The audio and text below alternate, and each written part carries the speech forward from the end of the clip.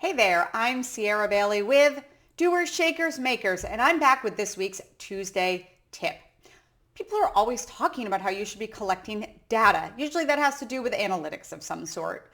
There are a few ways to collect data. There's actually many ways to collect data, but the big ones are really tracking the analytics with something like Google Analytics on your website and traffic, and tracking all of your social media analytics. But today we're going to talk about why collecting that data matters. What is that data going to do for you? Mind you, I know the age-old data. I'm going with data. So why? What in your business is going to benefit from collecting data? It takes time to set it up. Sometimes it's a little tricky to set it up. You have to remember to go look at it all the time. For some of us, tracking data can become a compulsion, some sort of way that we now obsess over stats and bettering ourselves and things like that.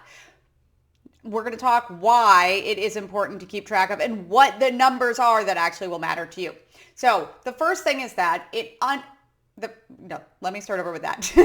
It helps you understand what is working and what is not.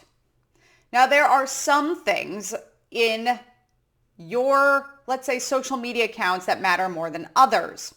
What doesn't really matter unless you are trying to achieve certain metrics in order to hit advertising. So for example, there are many within podcasts. You have to have, I believe, like 10,000 downloads per month in order to get advertisers. Blogs are similar to this. So there are certain metrics that you do have to keep count of, that like overall people paying attention thing.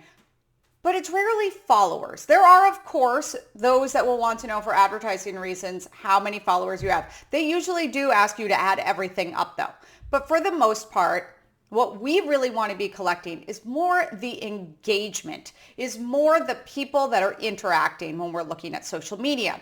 When we're looking at our website, we want to be looking at the conversion, at how many people are staying on the website versus leaving automatically. You usually are looking for between a 2 and 4% conversion in e-commerce on your website, meaning that that's how many people that are coming to your website are actually staying and purchasing. So it's not about the follower number. It's deeper than that. And that's why analytics and data is so useful, because you start to understand things like ROI, which is return on an investment, and things like cost per click, the CPC.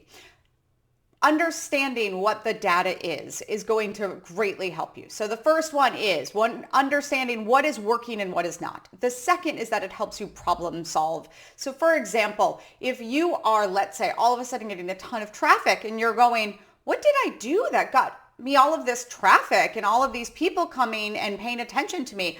I'd like to replicate that.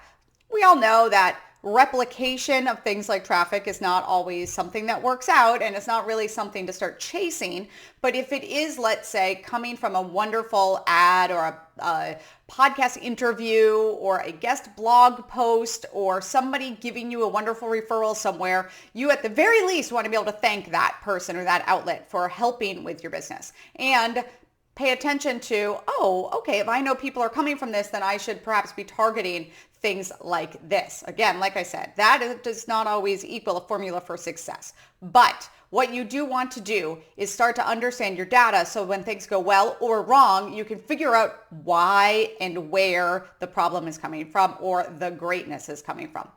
The third is that it helps you make informed decisions. So just like we were talking about a moment ago with where are those good hits coming from, or who are the people that seem to be converting, it really will help you not just throw money at problems or dismiss a dry spell as, oh, it's that time of year or everything's going on. It actually lets you get in and see where the gaps are. So you can look through in something like Google Analytics by date and look at when you had good traffic versus lesser traffic, where people are coming from, what pages they're landing on. There's so much fascinating data that you can start to dig into. I would also say if you're somebody that gets a little obsessive over things like this, make it so that you are actually setting a timer when you get in and look at your data, and restrict yourself to checking at either a certain time per day or week and restricting the time you're spending doing it. The fourth reason why it matters is because it helps you create and improve systems and processes. I'm a systems person. I love creating systems around things. Sometimes I end up creating these elaborate systems or even processes around creating content. If that content is not doing anything for you, then you should not be spending 10 hours a week working on it, and instead focus on the thing that is drawing in people, that is making that data needle move, and not just by numbers. Again, engagement, if it's social media, is that magic number, and conversion on the website is that magic piece of information that you're looking for. And lastly, it helps you find and understand your customers. The more you know about your customers, the better you will have of finding more like them. So having something like analytics or being able to track your social media data makes it so that you can actually see where they live, if they're male or female, however they're identifying, what their age group is. Things like Facebook no longer let you see, let's say, like economic data, and that's fine. You don't even need to see that part of it, but you can start to really see the trends, the times that they are there. Social media, that's gold, because guess what? The magic time of when you should post is when your people are engaged, not when my people are engaged. So those numbers are completely reliant on your data. Why it's important. It also could be, what are things that are drawing people to your website? If they are particular blog posts that you have put up years ago, it is worth revisiting these posts, updating them, maybe adding another one like it, because you know that that's going to draw people. However, if they're not drawing people that stick around and go through your website, don't bother. Put your attention and your energy into the things that are drawing people that convert, that engage. You want people that are coming and staying. If you have things that are attracting people, but they're leaving immediately after they look at it, not worth you putting more effort into that. So those are 5 reasons why data matters to your business.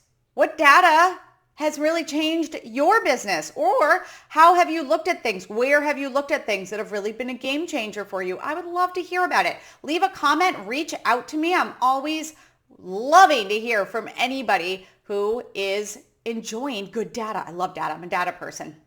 But thank you so much for joining me this week for another Tuesday tip. My name is Sierra Bailey with Doers, Shakers, Makers, and I'll be back next week to make sure that you have a new tip for the week.